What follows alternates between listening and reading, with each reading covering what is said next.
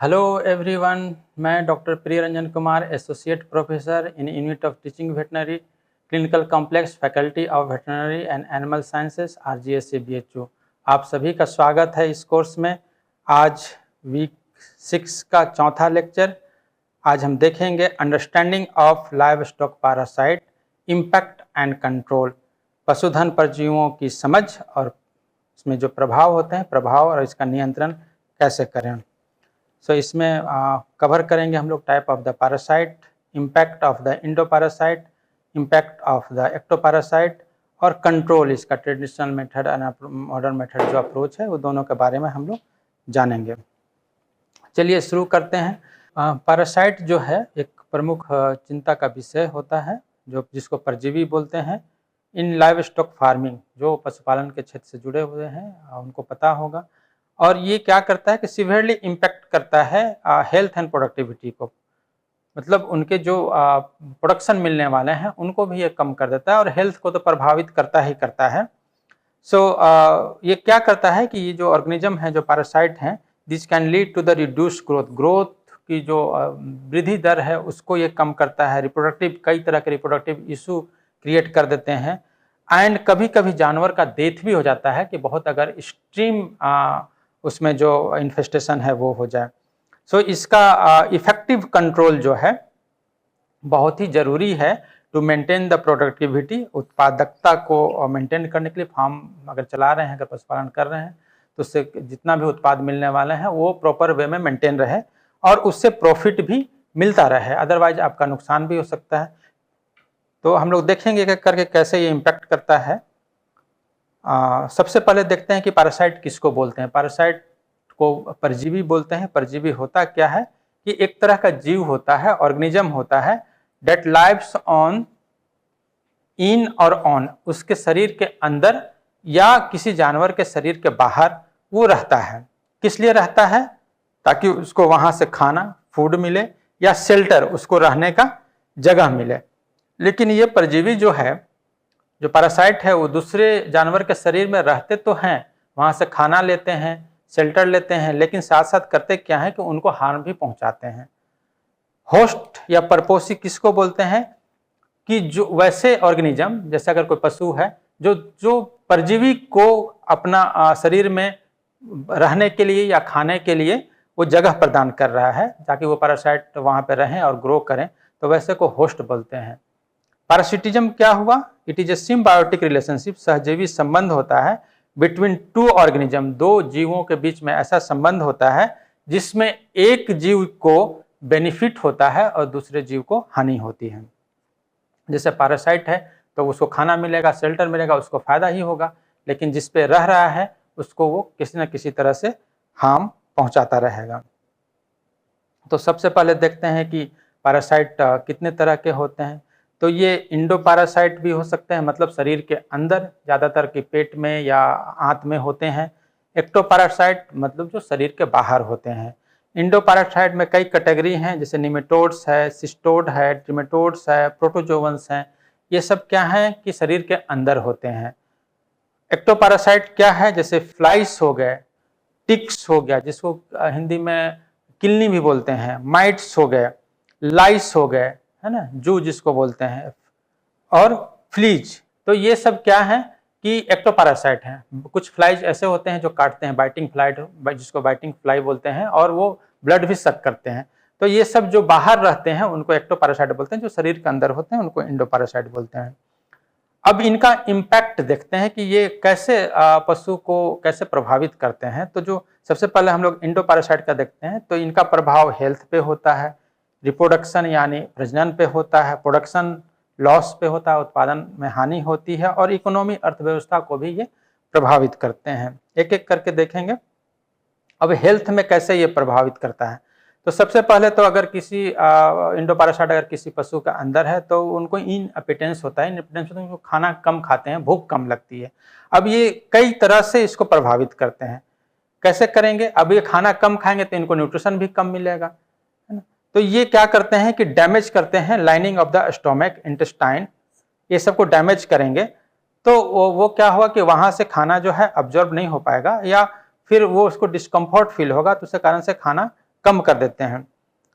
Nutrient competition भी होता है, जो डाइजेस्टेड फूड हुआ, जो जानवर ने खाना पचाया उसको वो पैरासाइट खा लेते हैं, तो जानवर को कम मिल पाएगा। इस तरह से उनको, या फिर कुछ साइटोकाइंस का सिक्रीशन होता है जो इन्फ्लामेशन काउज करते हैं इंटेस्टाइन में, उसके कारण से भी खाना कम खाते हैं पशु। या कई बार कुछ पैरासाइट ऐसे होते हैं जो लीवर को डैमेज कर देते हैं, तो लीवर डैमेज हो गया, सारा मेटाबॉलिज्म वहीं से होना है, तो उस कंडीशन में भी खाना कम कर देते हैं। एनीमिया भी होता है। एनीमिया मतलब रक्तहीनता, खून की कमी हो गई। कई पैरासाइट ऐसे होते हैं जो खून चूसते हैं, सक करते हैं, इंटेस्टाइन में रह करके भी या पेट में रह करके भी, जैसे हिमोंकस, ये बहुत कॉमन पैरासाइट है इन सीप में। तो ये क्या करते हैं कि ब्लड सक करें तो शरीर, जानवर के शरीर में खून की कमी हो जाती है, जिसको एनीमिया बोलते हैं। कई बार ये अल्सर भी काउज करते हैं, है ना, तो उसके कारण से भी ब्लीडिंग होती है। जो खून बनने में जो आयरन की जरूरत होती है, विटामिन B12 की जरूरत होती है, उसके ऑब्जॉर्प्शन भी रुक जाता है पैरासाइट के इन्फेक्शन से, तो खून बन भी नहीं पाती है, तो उसके कारण से भी एनीमिया हो सकता है। कई बार ये क्या करते हैं, डायरिया काउज करते हैं। डायरिया अगर होता है तो जो खाना, जो न्यूट्रिएंट खाया है जानवर, वो शरीर के अंदर पहुंच नहीं पाता है, तो वहां भी उसको कमी हो जाती है।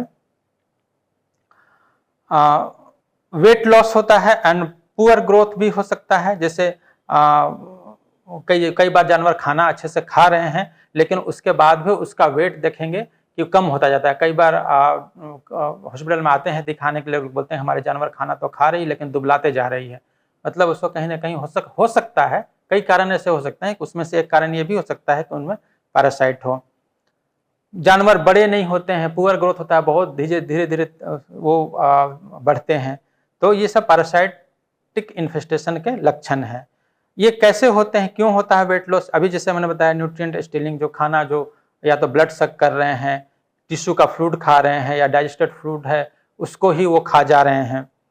ऑब्जर्प्शन को इम्पेयर, जो न्यूट्रिएंट है उसके ऑब्जर्प्शन को इम्पेयर करें, खाना जो पचा, जैसे कार्बोहाइड्रेट है, फैट एंड प्रोटीन है, वो ऑब्जर्व नहीं हो रहा है, डाइजेशन प्रॉपर नहीं हो रहा है, भूख नहीं लग रही है, डायरिया हो रहा है या डिहाइड्रेशन हो रहा है, एनीमिया हो रहा है, तो ये सब कारण से क्या होता है, वेट लॉस होता है और पुअर ग्रोथ होता है एनिमल में, अगर वो यंग एनिमल है तो। कई बार जो है पैरासाइट क्या करते हैं, ऑर्गन को भी डैमेज करते हैं, जैसे लीवर फ्लूक है, ट्रीमेटोड्स की कैटेगरी में आते हैं, ये क्या करते हैं कि लीवर को ही डैमेज कर देते हैं, तो उसके कारण से पूरा लीवर डैमेज हो जाता है, उसका इफेक्ट फिर दिखता है। अगर कुछ लंग्स में, फेफड़े में कुछ रहने वाले वर्म हैं या पैरासाइट हैं, तो वो लंग्स को डैमेज कर देते हैं। टाइप वर्म, फीता कृमि जिसको हम लोग बोलते हैं, वो मसल्स को अफेक्ट करता है, कई बार नर्वस सिस्टम को, ब्रेन तक पहुंच जाता है, नर्वस सिस्टम को भी अफेक्ट करता है। जैसे एक सेनुरस जो पैरासाइट है, वो सीप में बहुत कॉमन है, जो गिड नामक बीमारी को काउज करता है, जिसमें नर्वस सिम्टम्स आते हैं, वो सर्कलिंग मूवमेंट करने लगता है, इस तरह से। तो इस तरह से ऑर्गन डैमेज भी करते हैं ये। रिप्रोडक्शन में इसके क्या क्या प्रभाव पड़ते हैं, जैसे डिलेड ऑनसेट ऑफ प्यूबर्टी, हम बता भी रहे थे कि प्यूबर्टी क्या होती है, पढ़ाए भी हैं, या सेक्सुअल मैच्योरिटी, उसमें ये डिले होता है। क्यों होता है कि ग्रोथ अगर उसका स्लो है तो ऑनसेट ऑफ प्यूबर्टी उसका डिले हो जाएगा। अल्टर्ड हार्मोन प्रोडक्शन होने लगता है स्ट्रेस के कारण से, उसके कारण से प्यूबर्टी डिले हो जाती है। ये क्या करते हैं कि जब हार्मोनल डिस्ट्रप्शन भी करते हैं ये, तो उसके कारण से भी रिप्रोडक्शन में प्रभाव पड़ता है। कैसे होता है, अगर माल न्यूट्रिशन हो रहा है, उसको खाना अच्छे से नहीं मिल पा रहा है, पच नहीं पा रहा है, या उसको ऑब्जर्व नहीं हो पा रहा है, या एनीमिया हो गया है, या स्ट्रेस हो गया है, तो ये सब जो कंडीशन पैरासाइट की वजह से बनता है, वो इंडोक्राइन सिस्टम को डिस्टर्ब करता है, इंटरफेयर करता है। तो उसके कारण से जो होगा, इरेगुलर स्ट्रेस, यानी हीट में जो एनिमल जो आती है, जिसमें प्रजनन की क्रिया होती है, वो इरेगुलर हो जाएगा। एन ओवुलेशन हो सकता है, एग का रिलीज फॉलिकल से, जैसे हम बता रहे थे, वहां से रिलीज होने में दिक्कत होगी, नहीं होगा। या रिड्यूस्ड लिबिडो, लिबिडो बोलते हैं सेक्सुअल डिजायर को, reduced fertility and conception rate, fail to conceive, है ना, कंसेप्शन में दिक्कत होगा, गर्भ धारण करने में दिक्कत होगा। लोअर इम्ब्रियो सर्वाइवल रेट, है ना, जो इम्ब्रियो बना है, जो भ्रूण बना है, उसको वो सर्वाइव नहीं कर पाएगा, उसमें थोड़ा दिक्कतें आएंगी, वो आगे चल करके मर भी सकता है ना। या अर्ली इम्ब्रायनिक डेथ, जो है ना, जो प्रारंभिक अवस्था में जो इम्ब्रियो बना है उसी में उसका डेथ हो जाए, तो ये सब प्रभाव फर्टिलिटी रिप्रोडक्शन पे पड़ते हैं। अबॉर्शन हो सकता है, जैसे कुछ ऑर्गेनिज्म ऐसे हैं जो डायरेक्टली अबॉर्शन काज करते हैं, जैसे न्यूरोस्पोरा कैनाइनम, ये कैटल में बहुत ही कॉमन है। ये 5 से लेकर के 8 महीने के बीच में अबॉर्शन माने गर्भपात ये करा देता है। उसी तरह से टॉक्सोप्लाज्मा गोंडाई जो है, ये सीप में यानी भेड़ में इस तरह का अबॉर्शन काज करते हैं। कुछ पैरासाइट जो हैं इनडायरेक्टली, जैसे उनके कारण से फीवर बढ़ गया, तो क्या होगा कि वो फीवर के कारण से अबॉर्शन हो सकते हैं। मेल रिप्रोडक्टिव सिस्टम में भी ये प्रभाव डालते हैं, जैसे रिड्यूस लिबिडो हो गया, पुअर सीमेन क्वालिटी हो सकता है, उसके वीर्य की जो क्वालिटी होनी चाहिए थी वो खराब हो जाएगी, जैसे स्पर्म काउंट, शुक्राणु का जितना काउंट होना चाहिए था वो नहीं रहेगा। मोटिलिटी मतलब गतिशीलता उसकी कम रहेगी, या मॉर्फोलॉजी, जो शुक्राणु का जो मॉर्फोलॉजी है, आकृति है, वो उसका नॉर्मल नहीं रहेगा, वो चेंज हो जाएगा, तो जिसके कारण से फर्टिलाइजेशन में या कंसेप्शन में दिक्कत आ सकती है। तो ये सब प्रभाव डालते हैं। फिर अगर वो बच्चा अगर जन्म भी लेता है किसी पशु में जिसमें पैरासिटिक इन्फेस्टेशन था, तो उसमें भी चेंजेस मिल सकते हैं, जैसे उसका बर्थ वजन जो होता है जन्म के समय जितना होना चाहिए, हर जानवर के बच्चों का वजन अलग अलग होता है, तो जितना होना चाहिए वो उतना नहीं होगा, वो वीक होगा, बहुत कमजोर होगा, और उनके जन्म के बाद उसके मरने की जो चांसेस है, डेथ की जो चांसेस है वो बढ़ जाती है। कई बार आप देखते हो कि जो बकरी पालन कर रहे हैं या भेड़ पालन कर, वो कहते हैं कि हमारे बच्चे अचानक से मर गए, तो हो सकता है कि उनके जो माँ थी उन्हें पैरासिटिक इन्फेस्टेशन रहा हो, जिसके कारण से कई तरह की उसमें चेंजेज आए, और चेंजेस के बाद जो है वो बच्चा उसका अच्छा से डेवलप नहीं हो पाया। लोअर इंटरकाविंग इंटरवल और इंटरलैबिंग इंटरवल। इंटरकाविंग इंटरवल मतलब जो गाय है और 2 बच्चों का जन्म देने का अंतराल, अभी एक बच्चा दिया फिर 1 साल बाद देगा, तो ये जो अंतराल है 2 बच्चों के बीच, उसी को इंटरकाविंग, अगर भेड़ है तो इंटरलैबिंग बोलते हैं। लैम्बिंग मतलब भेड़ जो बच्चे देती है उस प्रक्रिया को लैम्बिंग बोलते हैं। तो ये बढ़ जाएगा जितने समय, जैसे गाय है अगर 1 साल में बच्चे दे रही है, तो हो सकता है ये 1.5 साल में दे या 2 साल में दे, तो एक हर साल नहीं मिल पाएगा, तो उससे क्या होगा, नुकसान होता है। ये क्यों होगा ऐसा कि जो कि हार्मोनल डिस्टर्बेंसेस हो रहा है, इरेगुलर स्ट्रेस साइकिल हो रहा है, अवर्सन हो रहा है, इसी कारण से ये जो इंटरकाविंग इंटरवल है ये बढ़ जाता है। अब देखते हैं कि इसका इम्पैक्ट जो है इंडोपैरासाइट का जो है वो प्रोडक्शन में कैसे होता है। तो ये प्रोडक्शन में जैसे क्या होता है कि मिल्क जो यील्ड हो रहा है, मिल्क प्रोडक्शन हो रहा है, उसको ये कम कर दे रहा है। ग्रोथ तो कम हो ही रहा है, जिसके कारण से अगर वो जानवर जो हैं, अगर मांस वाले जानवर हैं जैसे बकरी हो गए, भेड़ हो गए, तो उनमें उतना उत्पादन नहीं मिल पाता है, तो प्रोडक्शन में कमी हो गई। रिड्यूस काफ क्रॉप मतलब जो बच्चे जो हैं कम मिल पाए, जैसे गाय है साल में 1 बार बच्चे देने चाहिए और वो 2 साल में 1 बार बच्चे दे रही है, 1.5 साल में 1 बार बच्चे दे रही है, तो क्रॉप कम हुआ, तो काफ क्रॉप करते हैं। या लैम जो है भेड़ है, जो 2 बच्चे देने चाहिए थे वो 1 बच्चे दे रहे हैं, जितना समय में देना चाहिए था नहीं दे रहे हैं, तो ये इसमें लॉस हो रहा है। ये तो इससे प्रोडक्शन लॉस है। मुर्गियां हैं, अंडे जितना देना चाहिए था नहीं दे रहे हैं, तो प्रोडक्शन लॉस हुआ। अब इसका इकोनॉमी में इफेक्ट जैसे जो होता है, अर्थव्यवस्था पे क्या प्रभाव पड़ा, तो प्रोडक्टिविटी कम होगा तो इनकम कम होगा, तो अर्थव्यवस्था पे प्रभाव पड़ेगा ही। ग्रोथ कम हुआ तो मीट प्रोडक्शन कम हुआ, एक प्रोडक्शन कम हुआ तो अर्थव्यवस्था पे प्रभाव पड़ा। कॉस्ट ऑफ ट्रीटमेंट, जो उसके कारण से जो पैरासाइट जो परजीवी थे उसका ट्रीटमेंट में, इलाज में खर्चा बढ़ गया। इंटरनेशनल मार्केट में डिमांड कम हो गया। कई बार क्या होता है कि पैरासिटिक इन्फेस्टेशन है या उस एरिया में है तो लोग खरीदते नहीं है, इंटरनेशनल मार्केट में उसका वैल्यू कम हो जाता है, तो वहां पे लॉस हो जाए। कई बार क्या है कि जानवर मर जाते हैं, सीवियर इन्फेस्टेशन हुआ तो क्या होता है कि इसके कारण से भी लॉस हुआ। अगर कोई आप गाय रखे हुए हैं, अगर वो मर जाती है तो कितना, आजकल तो अच्छी नस्ली गाय बहुत महंगे मिलते हैं, लाख रुपया में भी उसका कई बार नहीं मिल पाते हैं। तो अगर उनके डेथ से इतना नुकसान हो गया, अगर आप 100 जानवर है फार्म में, अगर आप 10 का मृत्यु हो गया ऐसे, तो 10 लाख रुपए का नुकसान तो ऐसे ही हो गया। तो इससे क्या होता है, इकोनॉमी पे, अर्थव्यवस्था पे बहुत बुरा असर पड़ता है। उसी तरह से एक्टोपैरासाइट का भी कुछ असर होते हैं, इसको देखते हैं कैसे ये भी क्या करते हैं। तो वो एक इंडोपैरासाइट जैसा ही एक्टोपैरासाइट भी जो है वो हेल्थ, रिप्रोडक्शन, प्रोडक्शन और इकोनॉमी में इनका प्रभाव होता है। एक इसमें क्या होता है कि बिहेवियरल चेंज, व्यवहारिक परिवर्तन भी होता है, वो हम देखते हैं। जैसे क्या होगा, हेल्थ पे इनका स्किन इरिटेशन, चूंकि वो चमड़ी में होते हैं या उसके नीचे होते हैं, तो स्किन को डैमेज करते हैं और इनका इरिटेशन होता है। क्यों होता है, क्योंकि ये वहाँ पे स्किन में जाकर के काटते हैं, उसको होल करते हैं, छेद करते हैं, और उसी में धंस करके वो रहते हैं, और अपना खाना खाते हैं या फिर अंडे वहां पे देते हैं। तो इसके कारण से क्या होता है कि एलर्जिक रिएक्शन होता है, जो कांस्टेंट इचिंग, स्क्रैचिंग करते रहते हैं जानवर, उसको खुजलाते रहते हैं या लिकिंग करेंगे, बार बार उस जगह को चाटते रहते हैं। तो ये हैबिट देखने को मिलता है। कई बार ऐसा करने से उसमें फंगल इन्फेस्टेशन भी हो जाती है। तो या फिर कई बार मक्खियां वहां पे जाकर लार्वा डिपॉजिट कर देती हैं, तो उसके कारण से घाव बन जाता है। दूसरा जो इफेक्ट आता है ब्लड लॉस, जैसे उसमें ब्लड इंडोपैरासाइट में हो रहा था, यहाँ भी ब्लड लॉस एनीमिया होता है, क्योंकि कुछ पैरासाइट जो होते हैं वो क्या करते हैं कि ब्लड सक करते हैं बाहर में रह करके, या अंदर जा करके क्या है कि आरबीसी का डिस्ट्रक्शन कर देते हैं वो। डिजीज ट्रांसमिशन, बहुत सारे जो एक्टोपैरासाइट हैं वो डिजीज को ट्रांसमिट करते हैं, जैसे एनाप्लाज्मोसिस हो गया, बेबियोसिस हो गया, थैलेरोसिस हो गया। ये सब क्या है कि टिक के बाइट, जो किलनी होते हैं शरीर में, उनके बाइट्स अगर उनमें इन्फेक्शन है तो वहां से पशु के शरीर में चला जाता है। ट्रिप्नोसोमियासिस भी होता है, ये फ्लाइज या मक्खियां, एक खास तरह की मक्खियां होती है जिनको काटने से ये होता है। आजकल लंपी स्किन डिजीज के बारे में बहुत सुन रहे हो कि लंपी स्किन डिजीज एलएसडी हो गया, जिसको शॉर्ट में बोलते हैं। गवर्नमेंट इस पर बहुत ध्यान भी दे रही है इसको कंट्रोल के लिए। ये भी जो है बाइटिंग फ्लाइज या टिक को काटने से ये फैलता है। रिप्रोडक्शन में इसका क्या प्रभाव पड़ता है, तो जैसे हमने बताया सिमिलर उसी तरह का इसमें भी रिप्रोडक्शन में भी इसका प्रभाव होता है एक्टोपैरासाइट का भी।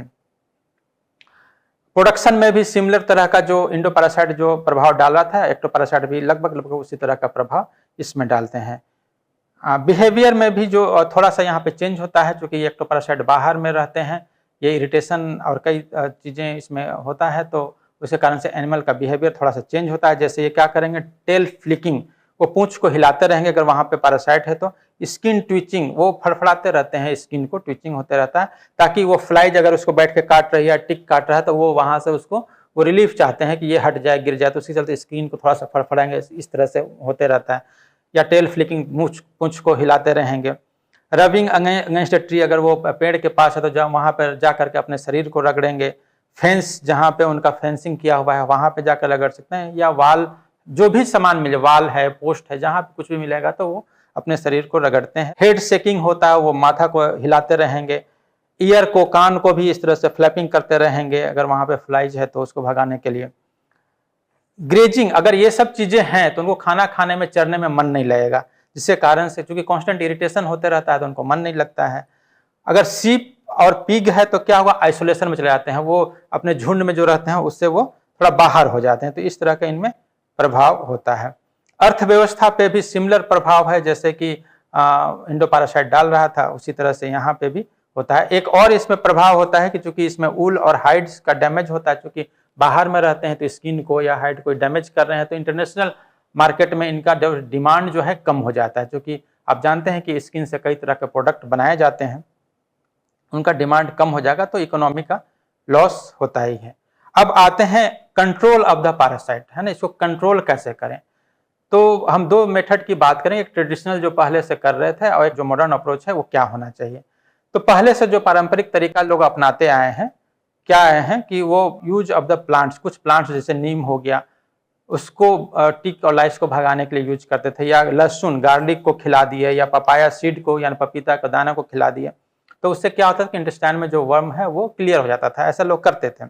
कई बार dusting of the wood ash, राख को उसके शरीर पर पूरा लगा देते थे, या फिर सरसों का तेल या नारियल का तेल को पूरे शरीर में लगाते थे ताकि एक्टोपैरासाइट वहां पे न रहे। कई बार क्या होता है कि मड, जो कीचड़ होता है, उसी को पूरे शरीर में लगा देते हैं ताकि वो सफोकेशन से जो पैरासाइट है वो उनका डेथ हो जाए। कई बार क्या करते हैं कि लोग एक एक करके, अगर टिक्स लगा हुआ है तो मैनुअली उसको रिमूव करते हैं, या मैगोट्स उसमें पड़ गया है तो उसको रिमूव करते हैं। कई तरह के प्लांट्स जो है उसको पशु के घर में जला देते हैं, जो खास तरह का प्लांट होता है, तो उसके धुएं से जो पैरासाइट हैं वो भाग जाते हैं। और कई बार क्या होता है कि जो पास्चर है, जो चारागाह है, जहाँ पे इन्फेस्टेशन के चांसेस रहते हैं, तो वहाँ पे पशु को जाने से अवॉइड करते हैं, वहाँ पे ले नहीं जाते हैं। तो इस तरह का ट्रेडिशनल मेथड लोग, किसान जो हैं या पशुपालक जो हैं, वो शुरू से करते आ रहे हैं, लेकिन ये सफिशिएंट नहीं है।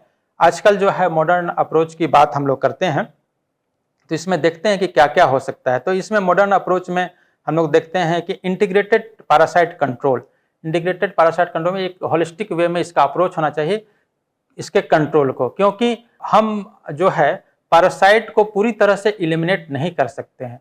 तो जरूरी ये है कि पैरासाइट अगर शरीर में है भी तो उससे बीमारी ना हो, इस पे ध्यान देना बहुत जरूरी है। तो इसके लिए एक होलिस्टिक अप्रोच लेकर के चलते हैं। इसमें क्या क्या होता है, prevention, monitoring, selective treatment, refuge या biosecurity and quarantine and alternative approach, इसके बारे में एक एक करके हम लोग देखेंगे। प्रिवेंशन ऑफ द पैरासाइट, सबसे पहले देखते हैं कि इनको रोकथाम परजीवियों को कैसे करें। तो प्रेजेंस ऑफ पैरासाइट जो हम बता रहे थे कि अगर वो इंटेस्टाइनल ट्रैक्ट में है, जीआई ट्रैक्ट में है, पेट में है या आंत में है, तो ये इसका मतलब ये नहीं हुआ कि उससे बीमारी हो ही।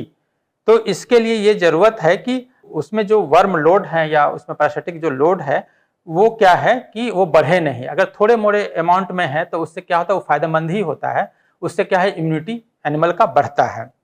तो हमारा एफोर्ट या एम ये होना चाहिए कि हम पूरी की पूरी तरह पैरासाइट को एलिमिनेट कर रहे हैं। उससे अच्छा है कि उसमें ज्यादा लोड ना बढ़े, ज्यादा उसकी संख्या उसके शरीर में ना बढ़े। तो कैसे इसको कर सकते हैं, एक अच्छा हेल्दी खाना दे सकते हैं ताकि उसका इम्यूनिटी बढ़े। और क्या कर सकते हैं कि ऐसी कोई बीमारी उसको ना हो जो इम्यूनिटी को कम कर रहा है। तो इससे कारण से भी हम लोड को कम कर सकते हैं। स्ट्रेस ना होने दें शरीर में। और क्या कर सकते हैं कि जो सबसे ज्यादा वल्नरेबल स्टेज होता है, जिसमें ज्यादातर इन्फेक्शन होने के चांसेस होते हैं, वो कब होते हैं, यंग एनिमल होता है, क्योंकि यंग में इम्यूनिटी थोड़ा कम होती है, या प्रेग्नेंट एनिमल है या बीमार पशु है तो उनमें इम्यूनिटी कम होती है। तो वैसे जानवर को हम जो है जहाँ पे कंटामिनेटेड पास्चर, जहाँ पे पास्चर जो है चारागाह है, जहाँ पे इन्फेक्शन फैलने की चांसेस है, वहां पे जो है उसको जाने से रोकें। या जेनेटिक सिलेक्शन करें। कैसे कर सकते हैं, कुछ पशु ऐसे होते हैं जो पैरासाइटिक इन्फेस्टेशन से रेजिस्टेंस होते हैं, उनमें नहीं होता है। तो वैसे पशुओं को हम रिप्रोडक्शन कराएं, मल्टीप्लाई कराएं और उसकी संख्या बढ़ाएं, तो अपने आप जो है पैरासाइट कंट्रोल हो सकता है। पास्चर मैनेजमेंट कर सकते हैं, चारागाह का प्रबंधन कैसे करें, रोटेशनल ग्रेजिंग है ना, कुछ समय के लिए इस चारागाह में, कुछ समय के लिए इस चारागाह में, कुछ समय के लिए इस चारागाह में हम उसको चरा सकते हैं, ताकि अगर वहां पे पैरासाइट गोबर से आता भी है तो वो क्या है, एक समय के बाद उसका डेथ हो जाएगा। या फिर 3 से 6 महीने के लिए रेस्ट दे सकते हैं, किसी चारागाह में हम 3 से 6 महीने तक उसको अवॉइड कर सकते हैं, उसको नहीं चराएं। या फिर क्या कर सकते हैं कि मिक्स्ड ग्रेजिंग और अल्टरनेट ग्रेजिंग है ना, एक बार चराएं, फिर दूसरी बार में दूसरे पशु को चराएं, तीसरी बार में तीसरे पशु को चराएं। इस तरह से अल्टरनेट ग्रेजिंग या मिक्स्ड ग्रेजिंग। कुछ जानवर जो होते हैं ऐसे होते हैं कि एक जानवर एक स्पेसीज का पैरासाइट दूसरे स्पेसीज में नहीं फैलता है। जैसे अगर हम गाय की बात करें, उसको घोड़े के साथ दोनों को एक साथ चराएं, तो क्या होगा कि जो पैरासाइट गाय वाला है घोड़े में तक नहीं पहुंचेगा, घोड़े वाला गाय तक नहीं पहुंचेगा। तो इस तरह से हम लोग कंट्रोल कर सकते हैं। ओवर क्राउडिंग ना हो, इसका भी ध्यान रखना है। अवॉइड ग्रेजिंग जो है हॉट ह्यूमिड कंडीशन में उसका ना हो उसमें, क्योंकि वहां पे क्या हो कि बहुत तेजी से उसको फैलने के चांसेस होते हैं। Graze the animal on forage over the 10 centimetre tall, मतलब कि घास की लंबाई इतनी हो 10 सेंटीमीटर ज्यादा हो तो वहां पे ग्रेजिंग कराएं, क्योंकि पैरासाइट के कुछ जो इन्फेक्टिव लार्वी जो होते हैं वो जमीन की सतह पे होते हैं या कुछ दूर तक प्लांट में थोड़ा बहुत ऊपर तक होते हैं, और बहुत ऊपर तक वो नहीं आ पाते हैं। तो 10 सेंटीमीटर से ऊपर वाला पौधा है तो ऊपर ऊपर क्या है, जानवर खा लेगा और उनको इन्फेस्टेशन नहीं होगा। और क्या कर सकते हैं, उसके बाद जो नेक्स्ट स्टेप है मॉनिटरिंग ऑफ द पैरासाइट। इनको पैरासाइट को निगरानी कैसे करें, तो इसके लिए क्या है कि पैरासाइटिक लोड को जो है अगर किसी पशु में बढ़ रहा है उसका नियंत्रण या निगरानी रखनी है। कैसे कर सकते हैं, इसकी निगरानी जो है साल में कई बार इसको चेक करना पड़ता है।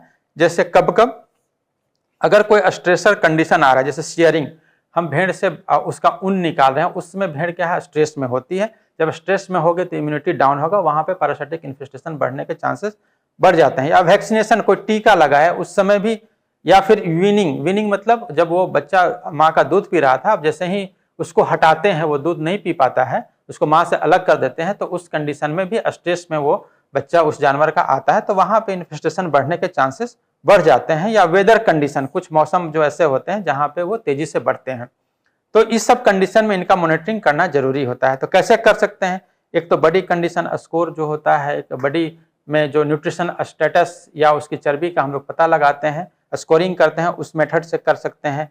हम उसको देख सकते हैं कि डेली जितना वजन बढ़ना चाहिए उतना बढ़ रहा है कि नहीं, उसका मिल्क यील्ड कहीं घट तो नहीं रहा है। फीकल एग काउंट, गोबर में जो परजीवी का अंडा है उसको काउंट करते हैं, है ना। इंडिविजुअल एनिमल का और कंपोजिट मतलब कई एनिमल का एक साथ मिला करके भी काउंट करते हैं, उसमें देखते हैं कि वो कहीं बढ़ तो नहीं रहा है।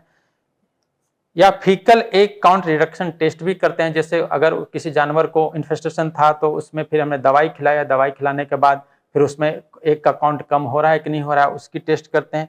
या फिर एक ट्रैकिंग मेथड होता है फार्मचा, ये साइंटिस्ट के नाम पे पड़ा है, इसको भी हम लोग यूज करते हैं। ये एनीमिया को स्कोरिंग करता है ब्लड सकिंग पैरासाइट के लिए स्पेशली। तो हम लोग आगे देखेंगे इसके बारे में।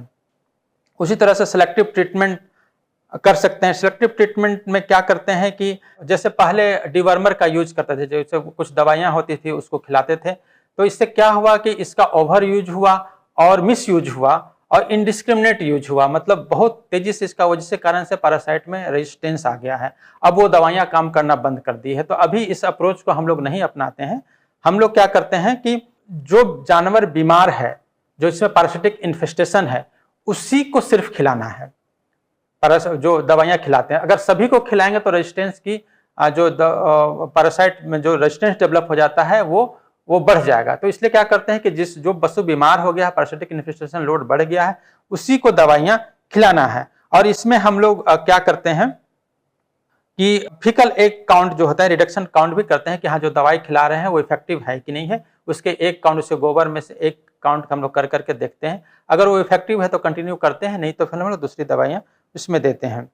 और क्या करते हैं, टारगेटेड सिलेक्टेड थेरेपी, जैसे हमने अभी बता रहा था कि पूरे हर्ड को दवाइयां खिलाने के बजाय, जैसे पहले लोग करते थे, उसके बजाय है कि जो पशु बीमार हो गया है, पैरासिटिक इन्फेक्शन जिसमें आ गया है, उसी को दवाइयां खिलाया जाए। तो इसको बोलते हैं टारगेटेड सिलेक्टिव ट्रीटमेंट।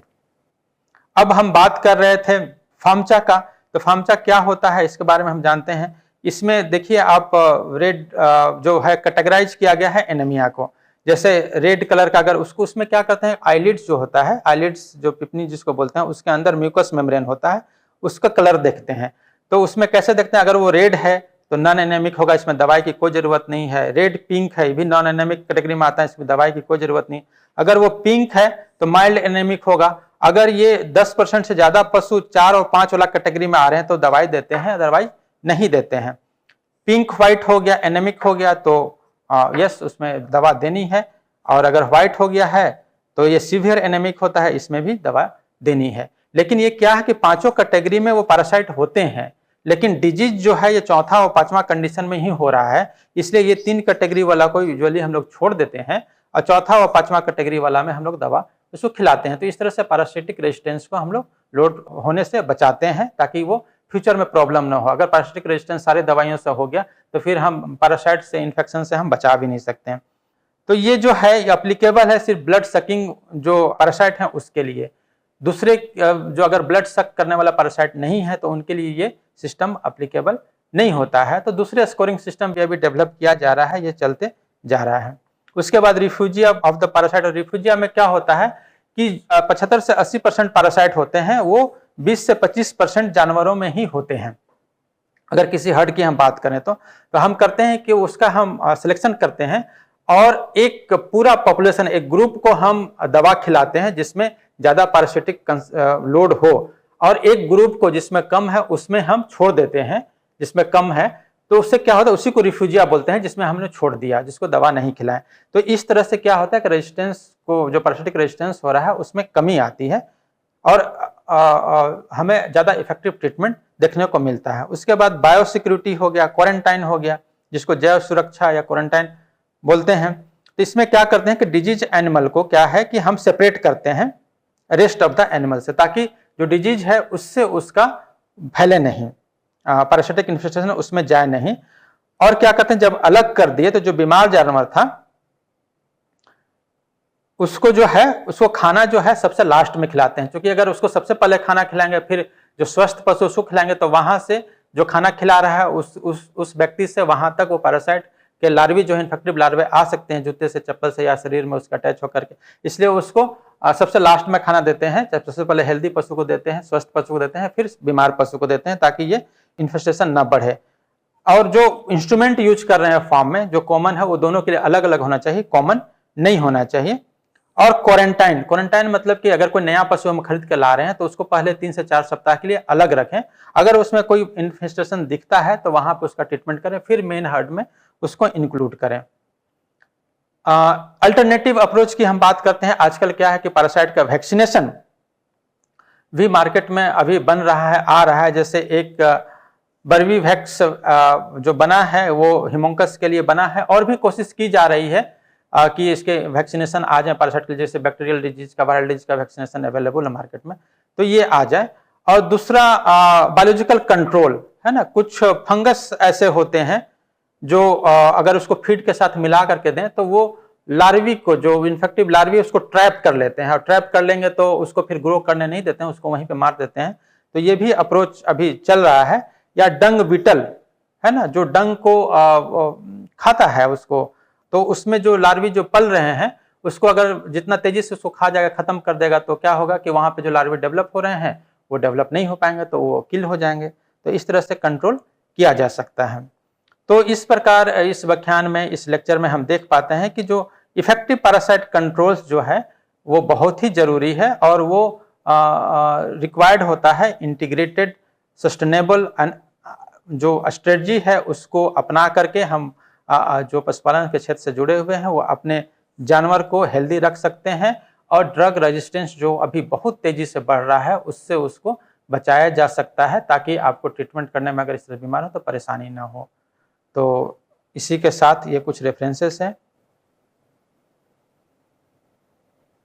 और इसी के साथ आप सभी का धन्यवाद।